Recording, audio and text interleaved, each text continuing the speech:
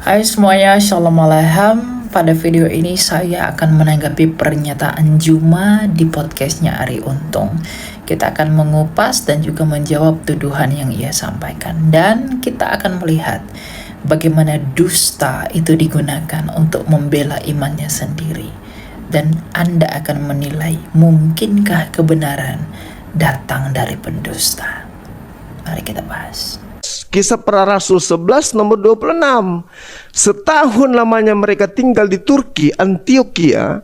Murid-murid Paulus disebut Kristen. Yang pertama mengenai Kisah Rasul 11 ayat 26. Juma mengatakan di sanalah murid-murid Paulus untuk pertama kalinya disebut Kristen. Padahal bunyi ayat ini adalah di Antioquia lah murid-murid itu untuk pertama kalinya disebut Kristen. Murid-murid di sini merujuk kepada murid-muridnya Tuhan Yesus yang disebut Kristen, bukan murid-muridnya Paulus. Lalu kenapa Juma menambahkan kata Paulus di belakangnya? Disinilah dusta itu bekerja. Ia menambahkan sesuatu ke dalam Alkitab untuk membuat asumsinya yang liar itu terlihat benar. Dan sayang sekali Ari Untung pun main percaya saja dengan begitu tanpa cek terlebih dahulu.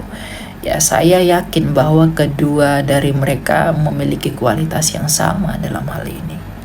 Kepada penyesat yang datang kepadamu dengan memakai namaku. Oh, Jangan kau percaya kepada dia. dia ngomong begitu? Iya. Di dalam Lukas 21 nomor 8. Nah, Yang kedua mengenai Lukas 21 ayat 8, di mana Tuhan Yesus berkata, sebab banyak orang akan datang dengan memakai nama aku dan berkata akulah dia, dan janganlah kamu mengikuti mereka. Nah, lalu Juma menafsirkan ayat ini bahwa ayat ini ditujukan kepada Paulus karena Rasul Paulus mengaku sebagai rasulnya Kristus. Tapi yang perlu diketahui, ucapan Tuhan Yesus ini berbicara tentang Mesias-Mesias palsu yang akan datang. Dan Tuhan Yesus berkata, janganlah percaya kepada Mesias palsu yang mengaku sebagai Mesias. Nah, pertanyaan saya, di manakah Rasul Paulus mengaku sebagai Mesias? Lagi pula, kerasulan Paulus itu dikonfirmasi oleh Lukas dan Petrus yang adalah pemimpinnya para rasul dan muridnya Tuhan Yesus sendiri. Jadi, kerasulan Paulus itu dikonfirmasi dan juga disaksikan oleh murid-muridnya Tuhan Yesus sendiri. Dan disinilah lagi dan lagi Juma itu berdusta. Dia menghalalkan dusta untuk membenarkan imannya. akulah Yesus yang kau aniaya. Pertanyaannya, dari mana penulis Bible tahu kalau ini adalah Yesus? Yang ketiga, Juma bertanya-tanya, dari mana penulis Alkitab tahu bahwa itu adalah suara Tuhan Yesus? Jawabannya sederhana, karena dalam perjalanan itu ketika Rasul Paulus mendapatkan penglihatan itu, ada teman-temannya seperjalanan yang menyaksikan peristiwa itu. Makanya di dalam Kisah Rasul 9 ayat 7 dikatakan, maka termangu-mangulah teman-temannya seperjalanan karena mereka memang mendengar suara itu tetapi tidak melihat seorang juga pun. Artinya Rasul Paulus tidak berdongeng bahwa dia dapat suara dan juga dapat penglihatan, tetapi ada saksi yang menyaksikan penglihatan dan juga suara gemuruh itu. Dan dari mana kita tahu bahwa itu adalah Tuhan Yesus? Buktinya sederhana, di mana Tuhan Yesus sendiri mengutus dan menyuruh Ananias ke rumah seorang Yudas dari Tarsus untuk menyembuhkan kebutaan Rasul Paulus akibat cahaya yang mengkilat itu. Dan itu memang benar-benar terjadi di dalam sejarah, bahkan catatannya pun ada gitu.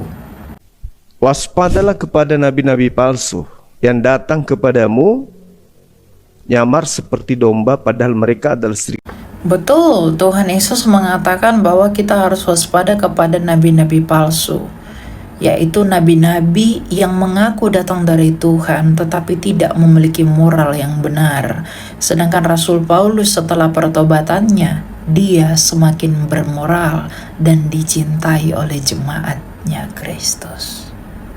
Kepada mereka nih, enyahlah daripadaku, kalian semua adalah pembuat kejahatan. Sungguh aku tidak mengenal kalian.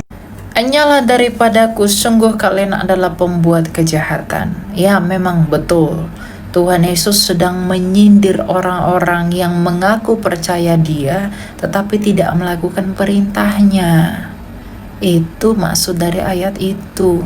Bukan orang yang memanggil Yesus Tuhan, tetapi orang yang memanggil Yesus Tuhan, tapi tidak memiliki perbuatan yang benar dan baik dalam hidupnya. Itulah Rasul Paulus itu benar, karena ketika dia mengaku percaya Yesus, hidupnya semakin baik, tidak melakukan dosa-dosa lagi, bukannya malah kenal Tuhan malah semakin berdosa kayak nabi palsu. Begitu ngomongnya. Yes. Kalau saya dengar dari ungkapan Bang Zumani, itu kayak Muslim konsepnya. Nah, maka Ya pasti seperti Muslim, karena Anda mendengar dari Muslim. Anda pun ngawur, nanya Kristen dari Muslim, ya salah. Cerdaslah. jadi makanya saya berani. Justru berbeda dengan yang dianut oleh teman-teman saudara kita ya. Benar sekali. Ya pasti berbeda, wong Anda mendengar yang salah, ya pasti beda dong. Makanya tanya kepada yang benar, jangan kepada yang salah. Gitu, berhikmat, ya. Jadi konsep di situ juga disebutkan bahwa memang Yesus Nabi Isa itu naik. Memang Tuhan Yesus naik ke surga, terangkat ke surga, tetapi terangkatnya dia ke surga setelah 40 hari kebangkitannya. Dia bangkit itu dilihat banyak orang. Nah, 40 hari setelah itu baru dia naik, terangkat ke surga. Bukannya pas disalib dia diangkat-angkat kayak yang kamu percayai. Enggak begitu iman kami, gitu loh. Dan data sejarah menyangkali apa yang kamu percayai itu. Pengaruh setan itu lemah.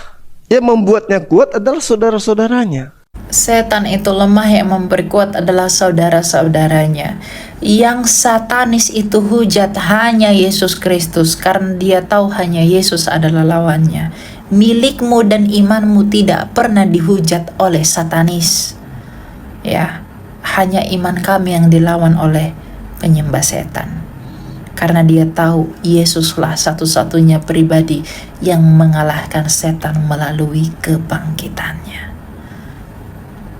Tapi ada nggak di teman-teman kita di keyakinan sebelah itu yang mengimani kitabnya tapi nggak mengimani Paulus? Mungkin nggak? Ada.